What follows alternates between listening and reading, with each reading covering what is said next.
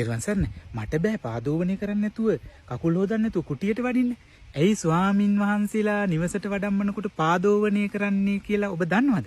ඒක කියා දෙන්නයි මේ සූදානම් වෙන්නේ. ඒක බුදුරජාණන් වහන්සේ දේශනා කරලා තියෙනවා. ස්වාමින් වහන්සේලාගේ පාදවල තියෙන කුණු කුටියේ ගෑවෙන්න බෑ. නිවසේ ගෑවෙන්න බෑ. ගෑවුනොත් ස්වාමින් වහන්සේට වරදක්.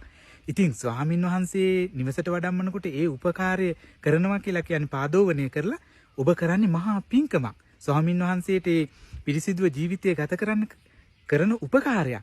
ඒක බුද්ධ වචනයක්. මෙන්න මෙහෙම දේශනා කරලා තියෙනවා බුදුරජාණන් වහන්සේ. න බික්කවේ අදෝතේහි පාදේහි සේනාසනං අක්කමිතබ්බං. යෝ අක්කමෙය්‍ය ආපත්‍ති දුක්ඛතස්සාති කියලා දේශනා කරලා තියෙනවා. ඒ නිසා යම් ස්වාමීන් වහන්සේ කෙනෙක් පාදෝවණය කරන්නේ නැතුව කුටියට හරි නිවසට හරි වැඩියොත් ස්වාමීන් වහන්සේ කරන්නේ වරදක්. මේක බුද්ධ ශාසනයේ බලන්න කොච්චර පිරිසිදුකම ස්වාමීන් වහන්සේලාගේ බුදුරජාණන් වහන්සේ අනුමත කරලා තියෙනවද කියලා. බුද්ධ ශාසනයේ තරම් පිරිසිදුකම ගැන කතා කරන තැනක් තව කොහෙවත් නැති තරම්. ඉතින් ස්වාමීන් වහන්සේ නිවසට වඩම්මනකොට ඉතාමත්ම උනන්දුවෙන් ওই පාදෝවණය කිරීමේ පින්කම කරගන්න. ඒක මහා පින්කමක්.